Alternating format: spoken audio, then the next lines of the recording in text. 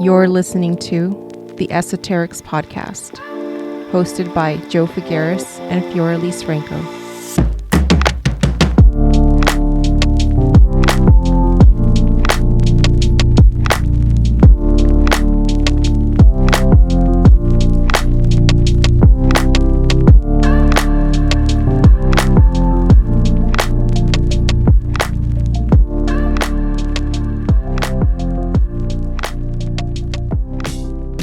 Hey everybody, it's your girls back for another spooky season episode. Welcome back to the podcast, everyone. Okay, so have you heard about the controversy around shadow work?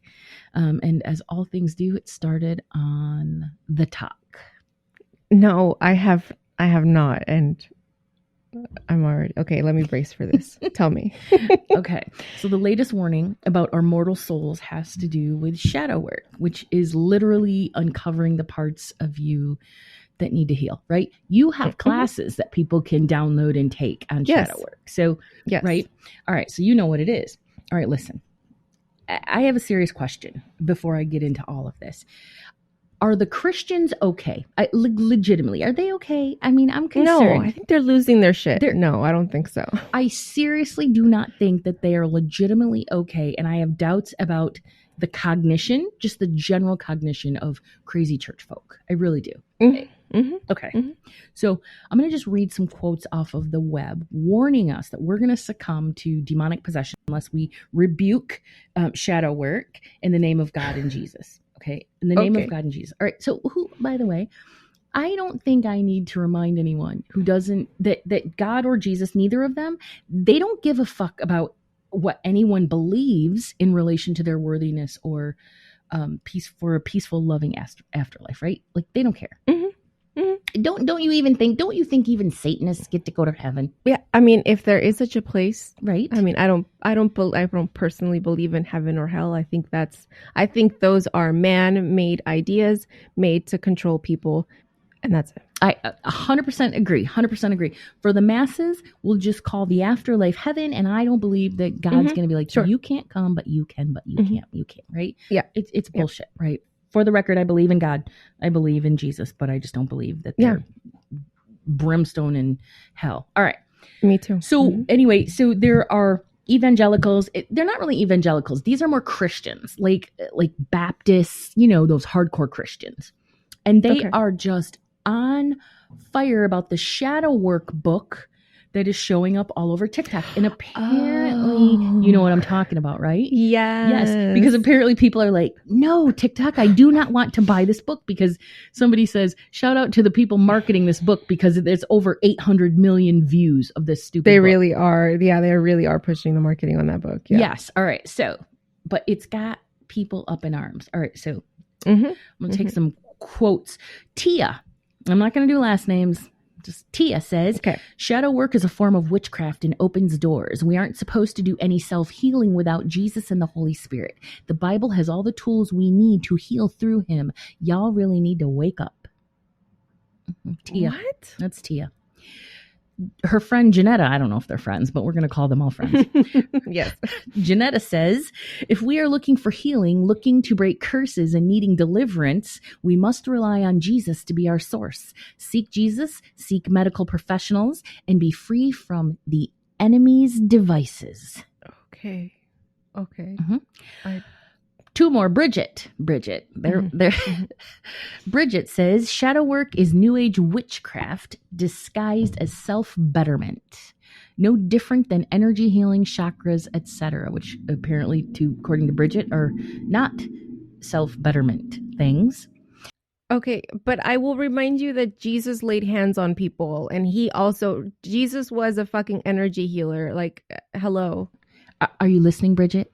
Okay, so she says, please stop opening yourself up to demonic portals and then complaining when your life is in shambles. I don't know anybody who's possessed that's complaining. I mean, have you all seen The Exorcist? The demon stands on the bed and says, fuck all you, she's mine, right? There's no complaint. That demon ain't got shit to complain about. She says, do your research. The basis of shadow work is occultism. Excuse me, but no, I'm going to go down a rabbit hole on that one. It's not. Yeah. She also says Satan always disguises himself as an angel of light. Satan is an angel, you dumbass. It's freaking Lucifer, which translates to it's light, loose. Yes, Lucifer. Okay. But then she gets mad, right? Because apparently she was getting some pushback from people. And she says, you know what? This actually, I cracked up. I cracked up with the whole thing. But she goes, you know what? I'm tired of y'all. Work with all the shadows you want. Bye. She's like, thanks. I'm out. Didn't need your approval in the first place. And then she goes, P.S. Read a book. Start with Carl Jung, the Freemason occultist Satanist behind this whole shadow work theory. Oh, Jesus Lord. Mm-hmm. Yeah. So, all right. And then one more. This is Tish. Tish says, my pastor said the shadow work journal is demonic. And she posted a picture, and it was like an evangelical church with a stage, like a legitimate stage. And there was a giant, like, must have been like 30-foot picture of this shadow work book behind him. Right. So it was total evangelical bullshit. My pastor says the shadow work journal is demonic. So if you know me, you know I start doing my research. Okay. So finally somebody that did their research. If you look on the cover, it's a mirror. There is a mirror on the cover of this book. And in the book, a lot of times it tells you to look in the mirror and chant. And we all know mirrors are portals. It's a lot more to it, but I'll let people research for themselves. She says, I don't know about y'all, but I'm going to let them shadows stay where they at. I'm like, okay, so this is me. I'm like, I'm no prophet, but that is not going to work out for her. No. All right. So to wrap this whole thing up, which is absolutely ridiculous, here's the most interesting part of this whole shadow work is witchcraft trend that's going on. The primary critics, Fee, are black and brown people. Black and brown people. This makes no damn sense to me because brown people are the architects of the woke movement. Stay awake, stay aware, stay informed. Yeah. These posts are the literal opposite of being woke. Awareness starts from within, and shadow work actually helps you connect to that awareness within. And so they're evangelical Christians. I think they're more like the Baptists that are super, what's it called? And they don't realize that all that they are doing is further falling victim to their oppressors.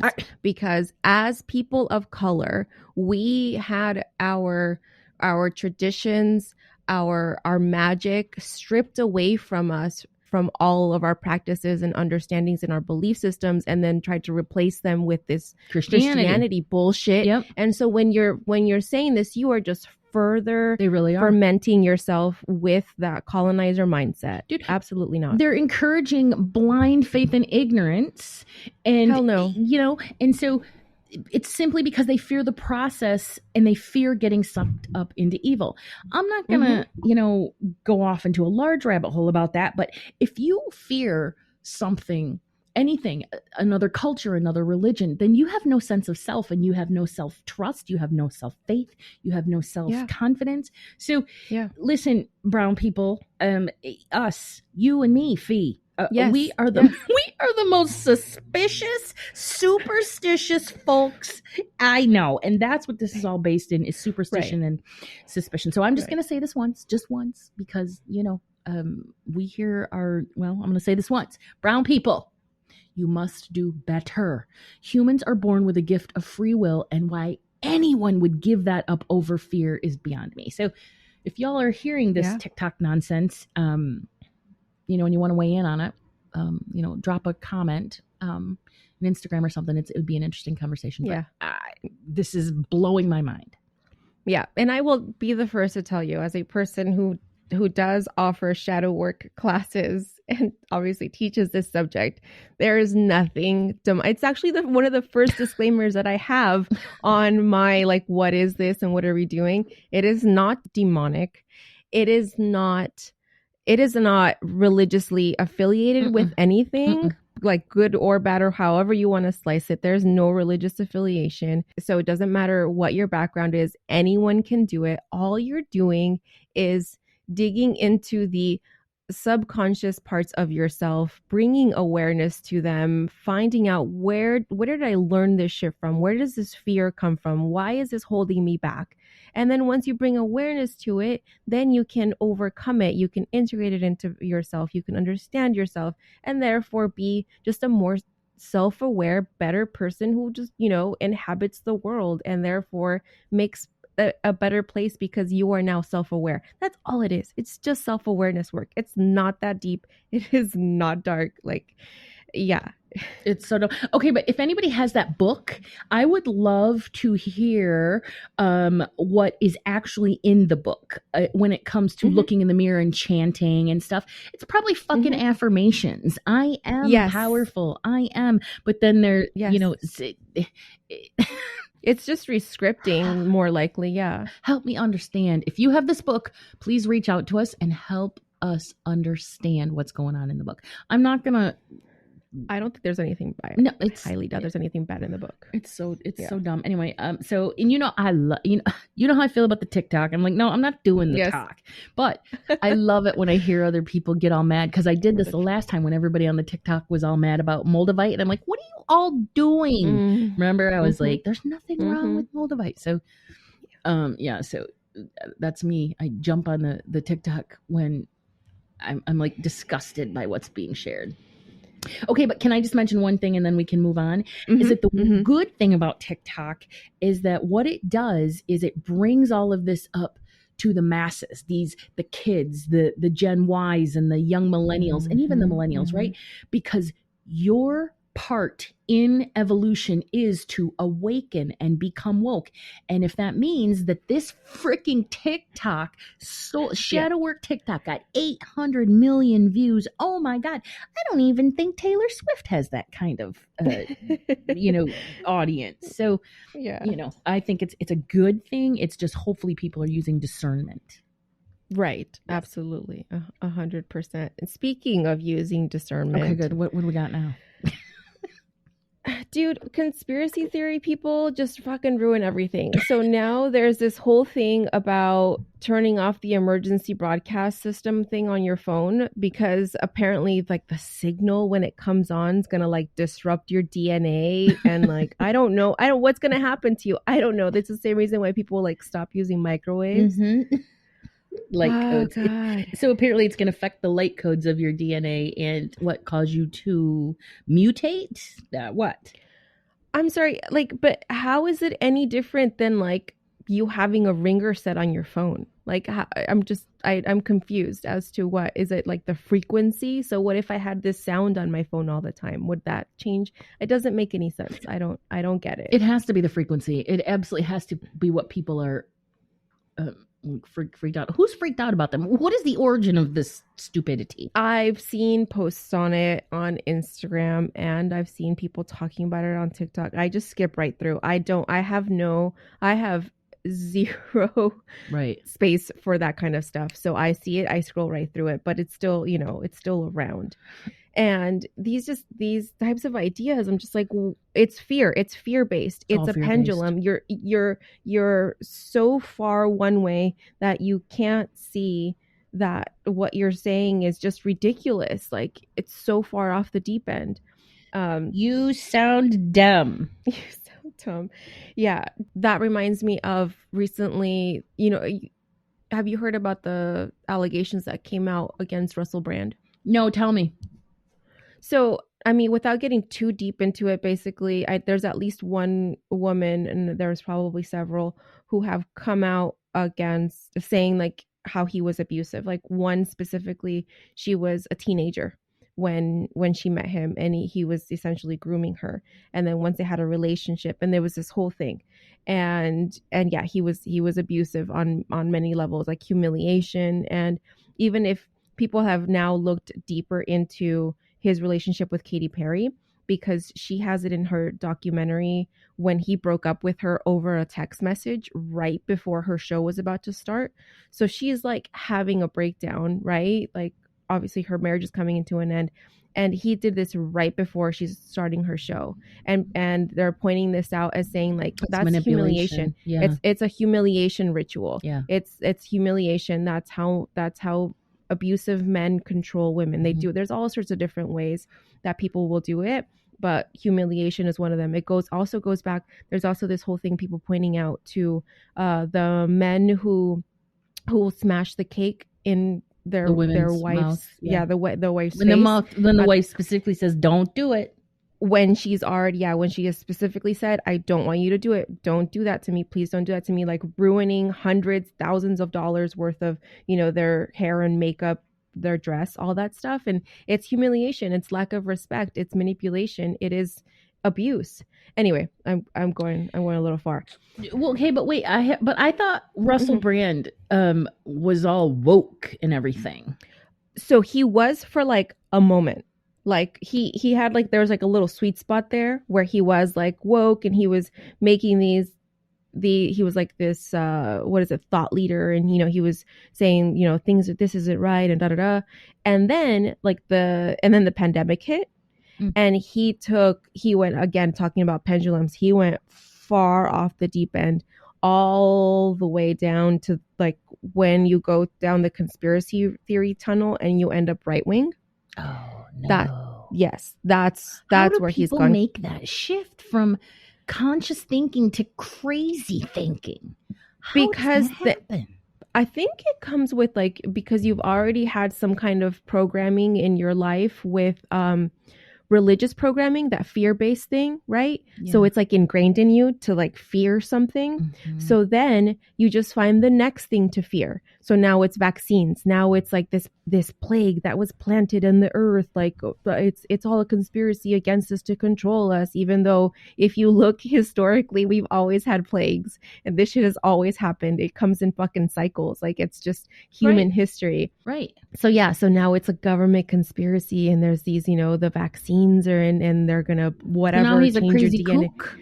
Yes, but people were pointing out that he did that was on purpose. That was strategic because now when these allegations come out against him, now he's saying, oh, they're saying this, they're accusing me of this to silence me because I've been speaking the truth. I see what you did there, Russell. I see what you. I always thought he was a douche. I never liked him. He's playing people so hard. All right, so we need to stay tuned to see how this plays out. It doesn't take a psychic, but I'm betting that you and the people that are like, he's gonna claim victim. They always claim victim, always. Yep. Oh God, these people. Yep. All right, well, that's a good one.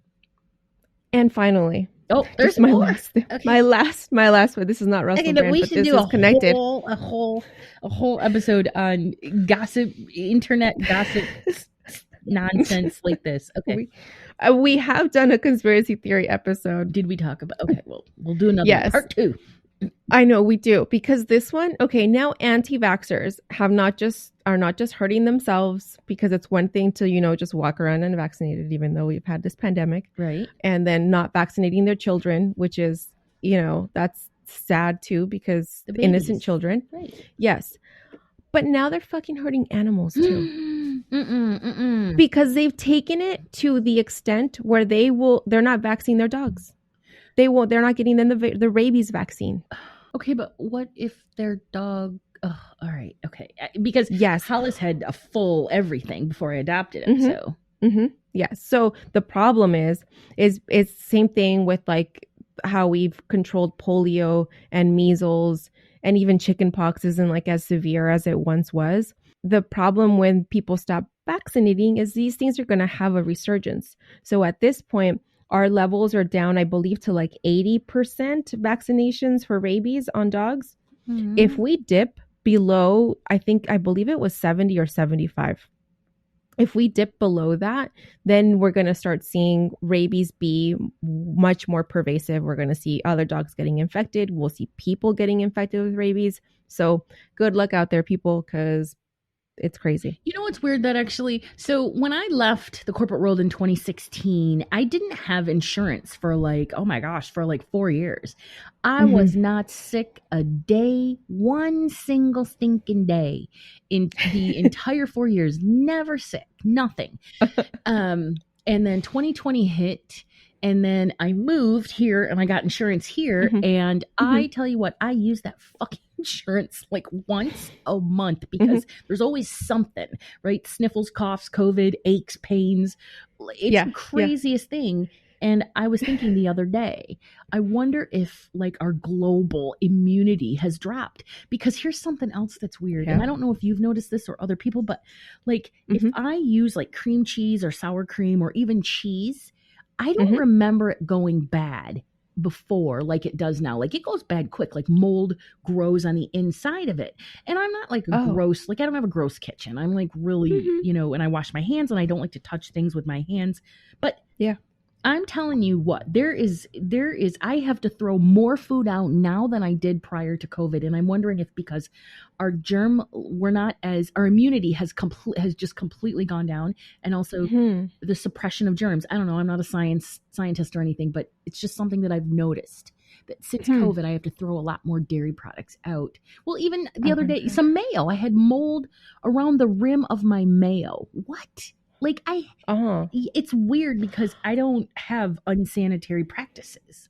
Yeah, I wonder if it's just like the food sources for food in Oregon versus Michigan. Maybe. If there was any difference with preservatives that they use in the foods on the West Coast versus Michigan. That makes sense, actually. Yes, they probably do. I could think of. Oregonians, they don't like anything that's processed or. Yes. Yeah. Yeah. Definitely more health conscious in that way. So. Okay. It could be that. All right. What do you have any announcements? I have shadow work courses available online. Grab them, snatch them up, get them. Yes, and any upcoming events that I may have will all be announced either on my Instagram, which is at Fioraliz _ or my website, fioraliz.com. Same. I've got custom commissions that are open. I just redid my entire catalog of readings. So go there, go to my website, explore. I moved some things around, so it's, you know, a fun place to visit. Cool. And if you want a custom commission, start the process. It's on my website also.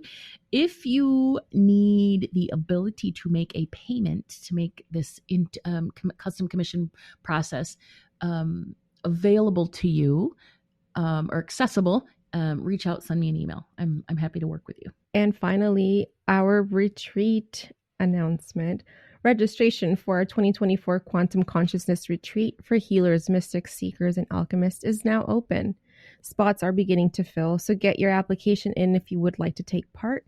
This will be hosted in Desert Hot Springs, California, which is adjacent to Joshua Tree National Park. This will be taking place on Tuesday, March 19th, 2024 through Friday, March 22nd. Registration is now open. The cost of the entire week is $1,555. And with the option to make monthly payments, you can find all the details with us on our website, which is esotericspodcast.com/events. Yay. If you join us, you're going to spend 4 days in the gorgeous Joshua Tree National Park adjacent energy of Desert Palm Springs. We're going to be doing things like soul blueprint, chart casting, interpretation, manifestation, visualization, breathwork, channeling, dream work. And Fioraliz is going to teach us how to facilitate a healing circle. She's also going to be giving everyone a Karuna Reiki energy work session, which I am really looking forward to. And then I'll be helping you explore some Akashic intuitive insight. And then we're going to have some really cool, we're going to have 2 really amazing meditations, one in the water and one in the desert. So there's lots going on in that. So join us. We would love to have you. Join us. Yes. Okay. What are we going to talk about today? Okay. Today we are continuing our spooky season theme. I want to talk to you about haunted California landmarks. Oh, I love that. Let's do it. Spooky dooky. Yes. So I have 4 locations for you today, which there are so many haunted locations in California, but I picked, I'm going to say some of my favorites, some I didn't know about, and it's kind of a fun mix, but we're kind of going geographically in order here. So I'm going to start at the northernmost point of these landmarks, which is in Lompoc, California. This is La Purisima Mission, originally named La Purisima Concepcion, which translates to the Purest Conception Mission. Okay. So this was the 11th of the missions that was built out of the 21 Franciscan missions founded in California, which was at What's the a time mission? known as... The missions were essentially these structures and farms built by the Franciscan the friars. Mm-hmm. It was by order of the Spanish Church. Okay. And they were there essentially to colonize the natives. Is essentially really what it was. They're more missionary work. The missionary, yeah, exactly, missionary work. So the like romanticized idea was that it was to, it help the natives in the area, like bring them to God or whatever, or teach them about Christianity. But that's definitely not what happened. Okay. So it is said that this mission is haunted by ghosts of the Chumash tribe, because they were the Chumash tribe were the natives to this area of land. And they died from diseases that were brought from the Spaniards.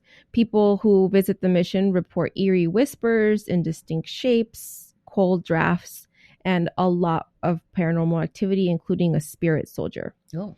So let me tell you about this mission and kind of what happened, how it got there, and all this stuff. All right. So the Spanish priest, Father Presidente Fermín de Lausen, which I don't know what kind of name was Presidente, but all right. I don't know what you just said. So it's like, it sounds good to me. We'll call him Prez.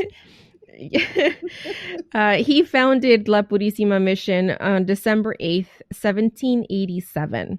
And during the mission's early years, several thousand Chumash were baptized into the Catholic Church. And they built over 1,000 adobe buildings. They built a water system and crops, and they grew livestock. Okay. So this was a prosperous time for Spain and Catholicism, but of course it came at a price for the Chumash people, because this was colonization that was forced upon them. They were forced to work 11, 12, 13-hour days and fed very small portions of not the best foods. And sure, the Spanish brought with them like religious ideas and technology and new customs, but they also brought a bevy of diseases that the Chumash Indians were not immune to, as is the story with all the colonization that happened. And oppression. And just really quick, can you fucking imagine somebody coming into your city or house and saying, you're now a slave, we're going to feed you nothing, and you have to work for us? Oh my. Wait, that makes me mad. Okay. Yes. During a 30-day period, over 120 of them died from measles alone. And then chicken pox also claimed hundreds. And so anti-vaxxers of today be damned. And those diseases are not indigenous to America or to... Nope. Yeah, okay. All right. See? Yes. Yep. Freaking colonizers. See? Yep. Brought that shit over here. And then y'all are trying to bring it back, too. Anti-vaxxers are like, we like chicken pox. We like chicken pox. No, leave it alone. We already fucking took care of it. Can you not? Anyway. All right. So in 1821, the Mexican government got their freedom from Spain. And then the mission systems went under Mexican control. Unfortunately, though, the treatment of the Indians did not improve because they were still labor to be exploited. So in 1824, the Chumash planned an uprising. Okay. And they planned this for months. And they hit 3 Franciscan missions at the same time. And they were all the ones in the central chain of the California missions. So they burned most of the Santa Ynez mission complex. And at this one, the one we're speaking of today, La Purisima, they drove out the mission guard and one of the 2 priests in the residence. And they had control of it for almost a month until the Mexican army came back and took it back. And then obviously there were more deaths involved. At one point in time, an earthquake struck the area and destroyed the original structure. Maybe that was the land saying, like, can you not? Can you not? Yes. Get off my land. Get off my land. What the fuck are you doing? So not long after the reconstruction of La Purisima, which they did reconstruct just like a few miles north of where they were originally from, and then the ghostly legends were born. Yeah. Today, accounts from park rangers, tour guides, locals, and tourists all describe eerie whispers, indistinct shapes, and cold drafts. Most believe that these paranormal occurrences are due to the restless spirits of the Chumash who died at La Purisima. And some even claim to hear flutes playing, an instrument considered to be sacred to the Chumash people. And though the site is now currently open, it's actually a park which you can visit. It's several acres, and it's beautiful, but you do get a very heavy feeling surrounding the ground. So it's both historic and deeply emotional. Do you think you would visit? I would go for sure. I'm down for anything. When you mentioned the flute playing, my legs tingled. Mm-hmm. Yeah, me too. I love that.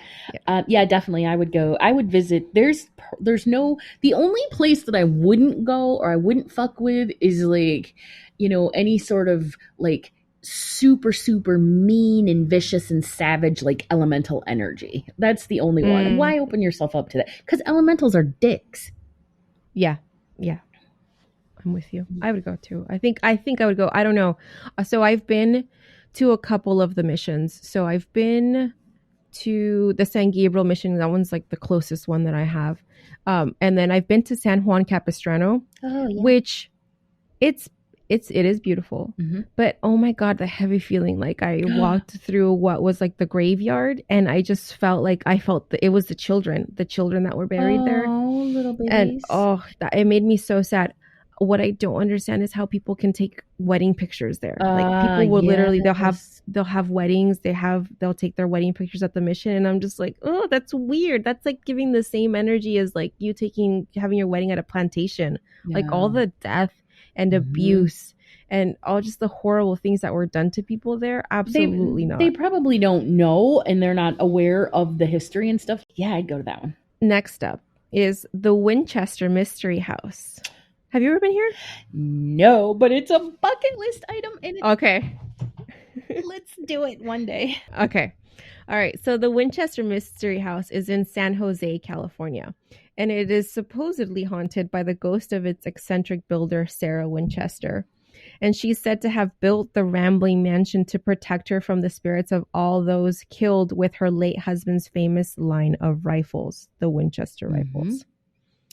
Sarah Winchester was born in New Haven, and she was part of East Coast Society.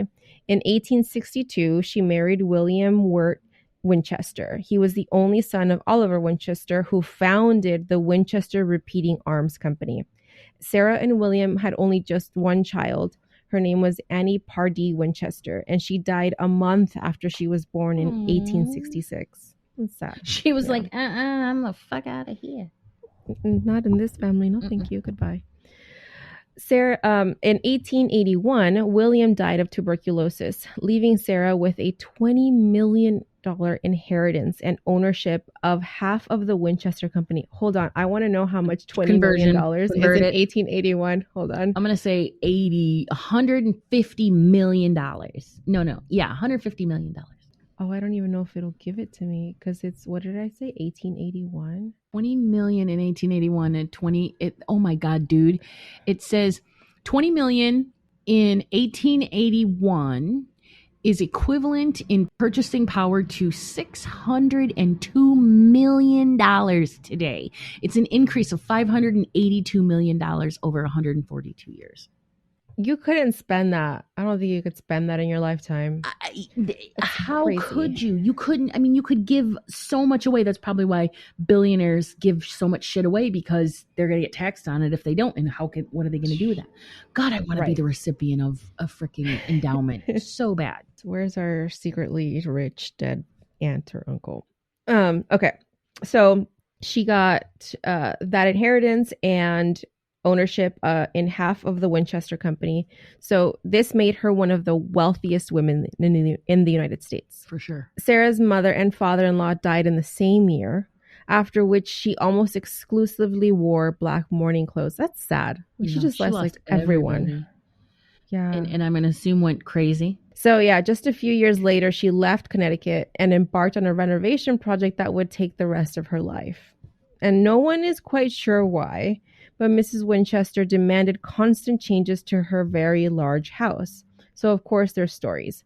And the most prevalent story is that Miss Winchester was haunted by the spirits of those killed by the Winchester rifle, which if you can imagine, that was like hundreds of people, right? Because that's what they used during the war. Thousands of people, yeah. Thousands, yeah. So after her husband passed away, a psychic told her that to evade the spirits, she would have to move out west, buy a home, and build nonstop. Was this psychic also like a realtor? A realtor? Because it's giving realtor vibes. I mean, you definitely in this situation, you're going to be like, all right, what's in it for you, Madam Cleo? Tell me. It just seems like so. I would be so exhausted. I'd be like, you know what? Never mind. So some say she believed that as soon as construction was complete, she would die, while other theories suggest that she built the house like a maze in order to keep her paranormal tormentors at bay and lost in the many intricacies of the building. So to avoid them, she allegedly slept in a different bedroom every night and took labyrinth paths through her own home. I want to see this. I do want to see this house. I had a dream about this house the other day. Did you really? Just about being in a weird house where you'd walk up a staircase and it would just lead to nothing. It was just like a dead end. I wonder if she ever got lost in her house, or she's ever like, where the hell am I? How do I get out of here? How do I get out of here? A massive earthquake struck the Bay Area in 1906, and it toppled the top 3 stories of the house, damaging the 4 other 4 stories along with it. And some say Sarah Winchester took this as a sign from the spirits that she was close to completion and ordered the unfinished front half of the house to be boarded up. Okay. Today, it is now open, and the signs of damage from the earthquake are still clearly visible. Dude, 7 stories high. That's a lot. I'm not going up those stairs. I'm not doing it. My knee says no. My knees. You better build an elevator in there, bitch, because I'm not going up to the top. Yeah. And then you can tour the house, and you can tour the gardens, or both. I definitely do both. I don't care about gardens, but if we went, you definitely want to tour the gardens. So I'd be like, okay, I'm along for it. But sure, it'll be fun. It'll be fun. Oh my God. Yes, definitely. I've always wanted to go and see that house. This is the best time of year too, right now, because it's spooky season. Yeah. We were supposed to go when we went up to Monterey Bay, but it was too soon after the pandemic, even though I think it was last year when we went. And yeah, it was still not open completely for tours and all that. No. So I'm sure it's probably open now. Yeah. All right. Number 3 on our list is the Queen Mary ship. I've heard of this one. Yes. It's actually the cousin to the Titanic. Is it really? Mm-hmm. Okay. So the RMS Queen Mary is a retired British ocean liner that is now currently moored in the harbor of Long Beach, California. And it offers ghost tours for its supposed hauntings, which it has a lot of because it has a great history of she got around. Yeah. Like, haven't we all? So she spent 3 decades transporting the rich and famous across the Atlantic before retiring in 1967. She survived the Great Depression and World War II and managed to avoid the tragic fate of her cousin, the Titanic. Mm-hmm. That's good. At least 47 people died aboard the Queen Mary during her time at sea. A young crew member named John Petter was crushed by a door during an emergency drill. Another died drinking gin that turned out to be cleaning fluid. Which I'm like, oh, that sucks. Ew. Like, how wouldn't you know? First sip, I'd be like, that's not gin. You're right. And according to the official records, the rest died of natural causes. But let's talk about these natural causes because I don't think they were that natural. Mm-mm. All right. So in 1939, the ship was drafted into military service. So they stripped it of all its fancy stuff and, did its whole thing. So Britain believed that her size and speed would keep her safe from the German U-boats. And they were correct. It's rumored that Hitler offered a $250,000 reward to any submarine captain who could successfully sink her. And obviously they failed. Mm-hmm. But her efficiency came at a cost. She was pushed to the limit, often cramming 15,000 soldiers into spaces designed for 2,200 passengers. Wow. Can you imagine? That's crazy. I mean, just the smell alone. Like the Oh, thing God. that smells. Ugh. The smell, yes. Her bright smoked decks were painted navy gray, and her portholes were blacked out and welded shut. What? And the transformation earned her the nickname Gray Ghost. Why would they black out the portholes and weld them so people couldn't get out? Or open up a fucking window because it stunk in there from 22,000 men? I guess so that they couldn't just like throw something through the window, right? Like blast through into the ship through a window. I guess. Who knows? We don't know. We're just making shit up here. No, it's just In the summer, the soldiers slept shoulder to shoulder above deck and took turns sleeping in the bunks below deck.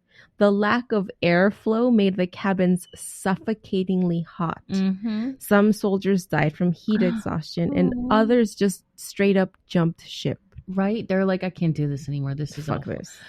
Why the hell would they? Those conditions why would they be continued? It's awful. Nobody has any answers, but it's war. I mean, it's war, right? Yeah. Legend says that the staff went half crazy too. One rather gruesome rumor is that the galley crew locked the chef in his own oven one night, roasting him alive. Oh, that's awful. That would be literally one of the worst deaths ever. Like, and it would take a long time too. Was this a British ship or an American ship, the Queen Mary? It was British. It was British. Okay, all right. Yes. So we can blame the Brits for this savagery and nonsense. Right. Mm-hmm. Right. Okay. Just to be clear here, there are no records of the chef's demise. Oh, okay. All right. So it could be a big old lie. It's just a rumor. It's just a rumor because there's no evidence. Okay. In October of 1942, the famed ship accidentally collided with a much smaller cruiser that was escorting her around the Irish coast. So this small cruiser was named the Curacao, and it was zigzagging in front of the Mary, hoping to throw off any potential missile attacks. And then the Queen Mary, which is an 82,000-ton ship, mistakenly plowed into it, breaking it in half. And some of the crew died instantly, and others were drowned or they succumbed to hypothermia in the freezing water. So think like, the Titanic people, just freezing water. That makes sense. Yeah. The Mary never stopped to rescue them, as it would have compromised the thousands of soldiers on board. So an estimated 329 men died that day as a result. I mean, okay, technically there's no damn room for them on this boat, right? I mean, but of course we always make room for people, but that too. Bad decision, but also logistics. Yeah. And the truth of all of this was sealed until the war ended. It didn't come out till 3 years later. By the time the war was over, the Queen Mary underwent another renovation that erased all the remnants of military life. The paintings, the fine china, the Art Deco furniture, all that came back to the cabins and the dining rooms. But all that expensive decor wasn't going to hide everything that happened during the war, because it had now become a haunted ship. Right. I mean, they need to do a cleansing. Some sage up in that bitch. Yeah. Sage the shit out of it. Forget the sage. They need Palo Santo. They need some, I don't know, they need an exorcism. Mm-hmm. The ship is reportedly haunted by over 100 spirits, the most infamous being the spirit of stateroom B340, where paranormal activity is so frequent and intense that some members of the crew refuse to go inside altogether. Yeah. 3 and 4 is 7. 7 is the number of spirituality and spirits. There you go. No coincidence with numbers. No coincidence. Nope. Shit. Everyone seems to have their own story about who or what haunts that room. In 1948, a third-class passenger named Walter J. Adamson mysteriously died there. Is it his ghost that haunts the place, or was he killed by the ghost? Another theory claims staff locked a man in his third-class room after he murdered 2 women in the 1960s. During the night, he began beating on the door, screaming to the guard outside that something was in the room with him. And when they opened the door in the morning, they found his body bloody and mangled, and he had been ripped apart. Oh my God. Now that is a main spirit, or it's somebody that was drunk. Or those women came back. The women.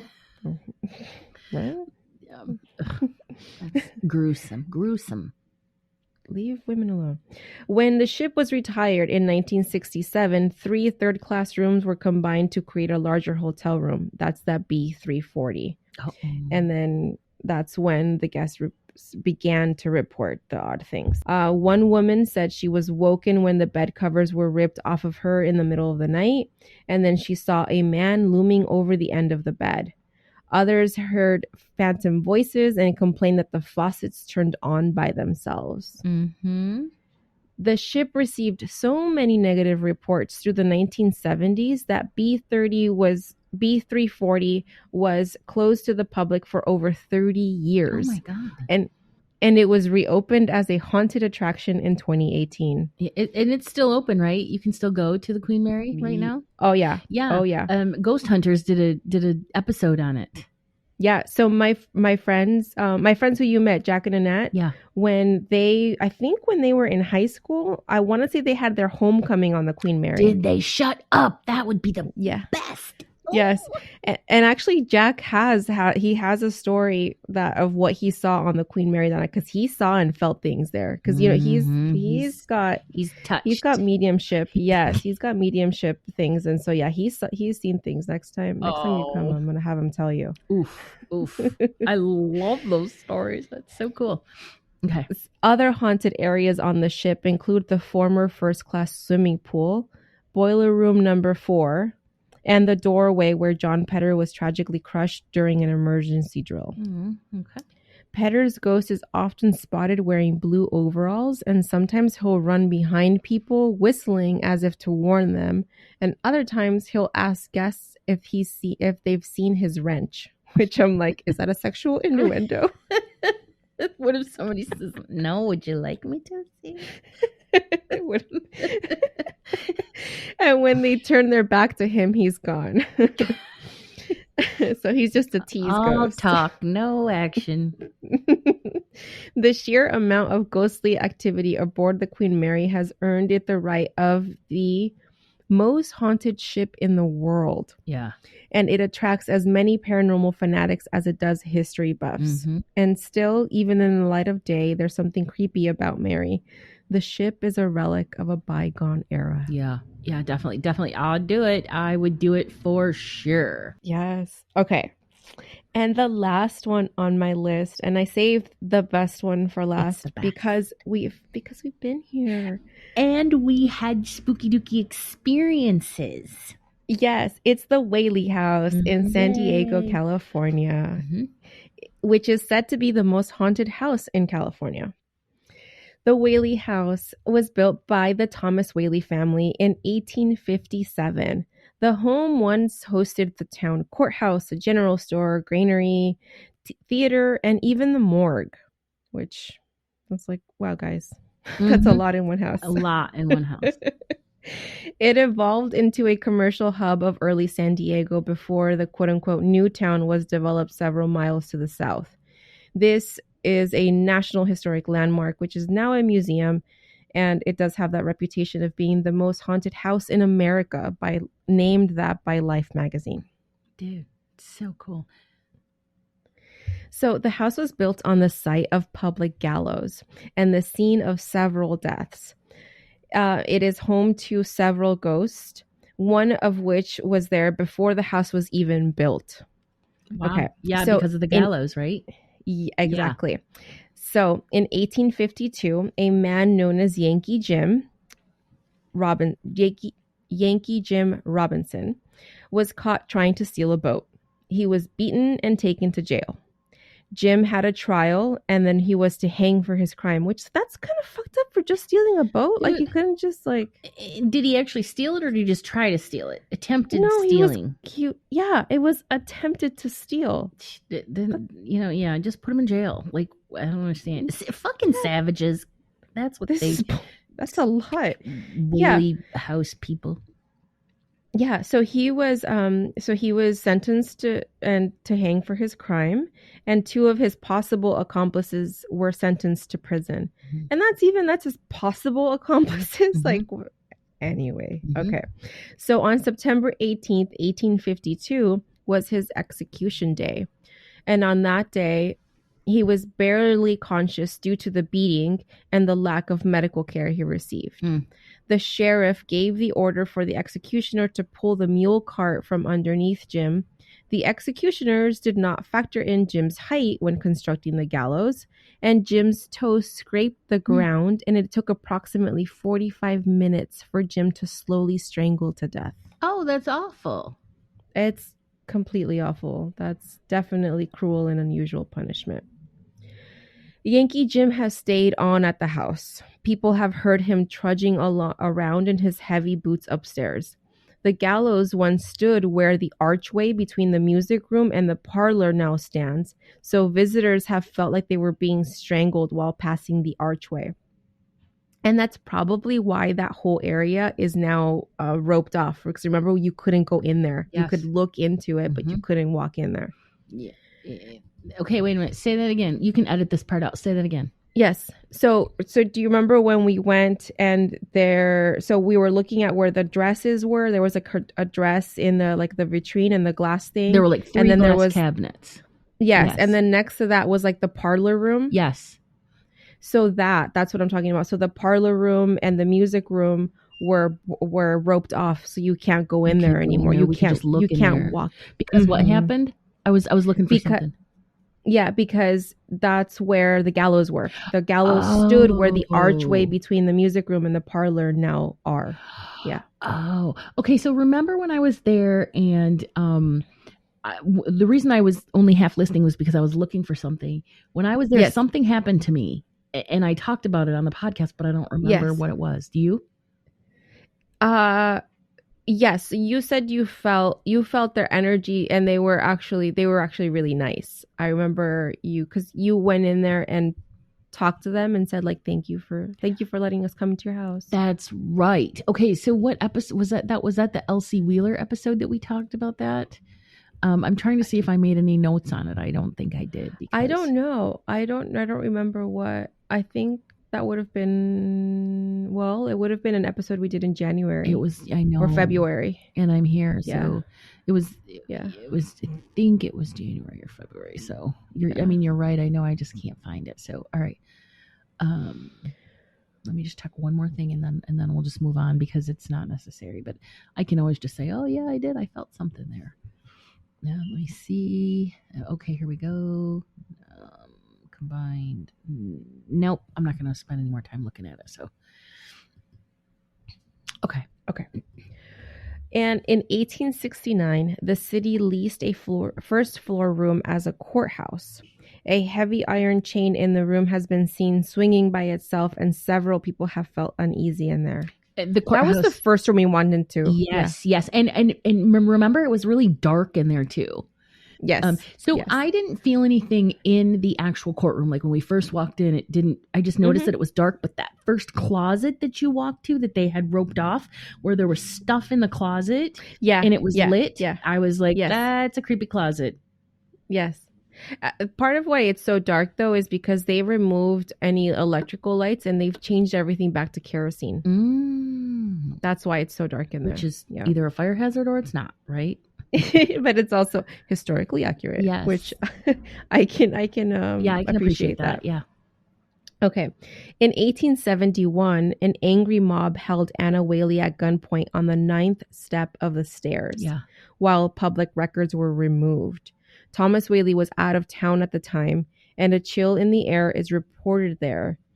Also, I remember that some people say like they feel something, like when you're standing on the stairs, it's almost like something's like holding you back or like trying to like pull you. The ghost of Thomas Whaley has been seen on the second floor landing, dressed in a black coat and a wide brimmed hat. Yeah, the stairs were, there was some kind of feeling on those stairs. The stairs were a little bit creepy. Yeah, there's definitely something on the stairs for sure. An impression. I would say it's an impression that sits on the stairs.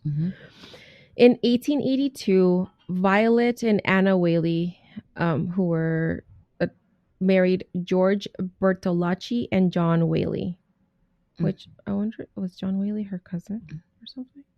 Anyway, but just 2 weeks after Violet's marriage to George, she awoke one morning during their honeymoon to find her husband gone. It turns out that George was nothing more than a heartless con man who only married Violet in hopes of securing some of the family's fortune.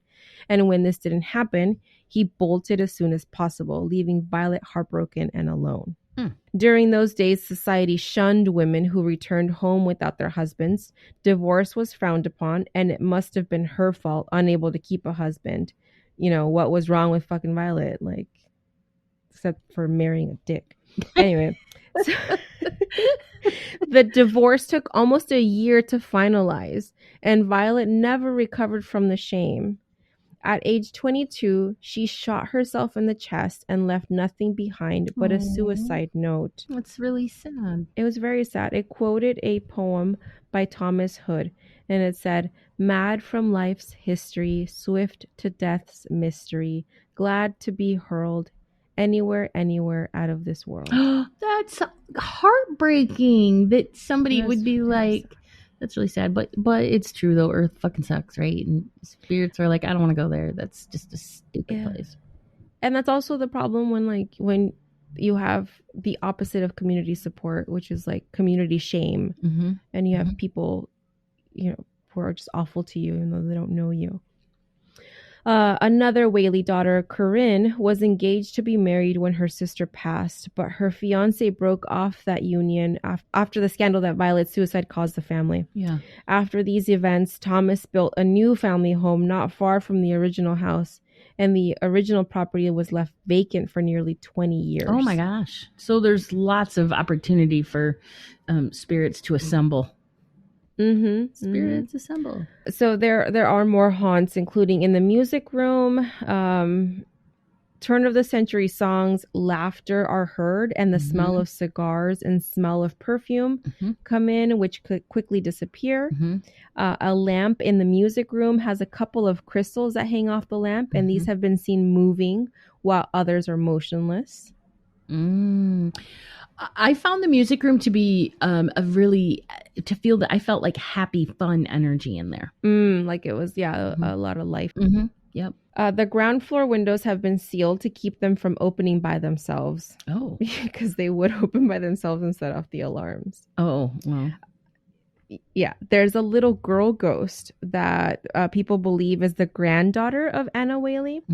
She died in the dining room after accidentally ingesting some poison. What? When the Whaleys lived in the house, the kitchen was actually outside, just off the dining room. So how did she accidentally get the poison? She must have drank something that, was not labeled. And that's the thing too, is like back then things weren't labeled properly. There was no such thing as child lux. Well, this just seems like incompetence to me. Yes. Well, I remember hearing another story also of a little girl where she was outside and like she fell off a horse or something, and then they brought her inside and she died inside the house, but the accident actually happened outside. Yeah. Thomas Whaley Jr. died at the age of 17 months in his upstairs bedroom. Poor baby. Why do people die in the house? Yeah. Cries of a baby have been reported coming from his room, and the ghost of a small dog has been seen coming and going from this room too. The dog has also been seen out in the yard. I remember looking at the crib of the baby, looking down at the crib, and they had that roped off too, or it was in one of the bedrooms. Yeah. So I remember we talked about this on another episode that we did, like maybe in January, February, I'm not sure. And I had an experience. I'm not remembering what that experience was, but I do remember that it freaking blew me away. I was like, oh my God, I just had and I don't remember what it was. Oh, wasn't it when we were looking into the bedroom? Yeah, I remember. Into the master bedroom, like their Thomas and his wife's bedroom upstairs. I don't remember with the baby. No, I think the baby's room was different. Like, that was a separate room. I don't know what it was. I don't even remember. I don't remember where. I don't remember when. I don't remember what happened. I do remember, though, looking at her picture and just feeling really sad for her, like she deserved more. You know, I know that we did thank her for, you know, allowing us to tour her house. Maybe that was when like I thanked her and I said, thank you. I think that's what it was. Something happened. Yeah. I had full body tingles, or I had a vision, or I had an auditory, like I heard something. I don't know what it was. I don't remember. Sometimes at night, a figure has been seen peering out of the upstairs windows when everyone has gone home for the day. Oh. Other things that have been reported upstairs are curtains in many rooms moving by themselves when the windows are closed. Beds and pillows have shown the impressions of someone having laid there, even though, you know, people can't go in there. The bedrooms are all roped off. Yeah. And the rocking chair has been seen rocking on its own. The first time that I went there, I took a bunch of pictures and videos because they will allow you to take as much as you want just without flash. Mm-hmm. I had orbs galore. Yeah. I still have videos. I still have the videos on my phone. I have orbs galore in that house. Nice.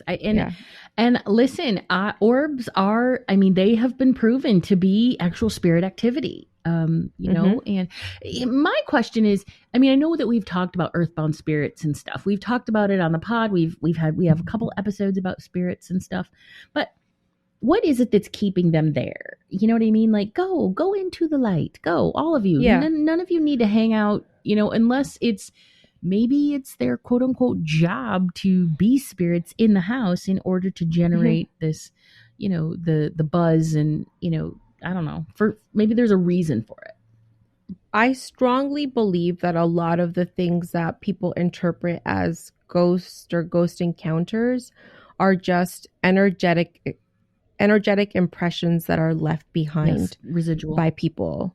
Yeah. I think a lot of them are, especially like I know when I was reading up on the La Purisima Mission, when people go into certain areas, they reported just kind of feeling like, or seeing people working, just like people doing like tasks. I think that's like definitely an impression. That's just like people spent so much time doing work there that it's just imprinted in that area. Same thing like when we talked about what's her name? Sarah Whaley? Yeah. His wife. When she was on the stairs, it was Anna Whaley. When Anna Whaley was on the stairs and she was held at gunpoint, I think that's also an impression, right? That's a lot. Like that's like a lot of trauma that she experienced in that moment, and that like it could leave an energetic impression on those stairs. Yeah, and you can't destroy energy. You know, right. Energy is created; it's never destroyed, or it's not created. It's not, but it's also not destroyed. So, yeah. Very cool house. If you're in the San Diego area and you get a chance to go check it out, definitely. Yeah, that was one of my favorite things to do. Yes, and that wraps up my tour of haunted California landmarks. That was fun. Thank you. You know, we all love spooky stuff, and I love hearing about ones that I've never heard of before. It makes me, especially this time of year, because it makes me like, I want to go to a haunted house. I want to go to, I want to go do something fun. So, yeah. So stay tuned for Portland. Yep. Next, it's not next. Not next episode. Week, 2 weeks. Yes, in 2 weeks we're going to hear about all the goings on in Portland. And I'm going to tell you, Portland is the home of the Shanghai tunnels. And I know you may have heard of them, but we're going to definitely talk about that. And then some other cool stuff around here. There's actually, I was just looking at this. Oregon has this Haunted Oregon conference. And it takes place, I believe, in Astoria. And it's just, I mean, I was looking at the vendor list yesterday and there were like, I don't know. There must have been 50 vendors on there. And it's all about haunted Oregon. It's literally one of the most haunted states in the United States. There's no way we're going to be able to go over everything. So I'm going to pick, just like you did, the top 4. And that's going to be it. Maybe the top 5. But I mean, Oh my gosh, there's so many cool places here. So yes, I'm excited to get into that. But that's in 2 weeks. Next week we have a surprise for you. So join us then. All right, guys. That means it's time to say goodbye for now. If you enjoyed today's episode, please share a shout out, some love on your stories or your reels. Subscribe. All you got to do is hit like. And then if you could just leave us a review, just a quick, you guys, this pod is the best. Watch it. That's literally going to help us. It helps us grow, helps us with the algorithms and all that stuff. And it means that we can continue to do this work. Thank you all for hanging out with us today. Stay mystical, magical, and don't let anyone tell you what to do, especially ghosts and haunted houses. Especially a ghost, right? Wait, ghost. Go away, ghost. Beat Goodbye. it. Bye. Bye.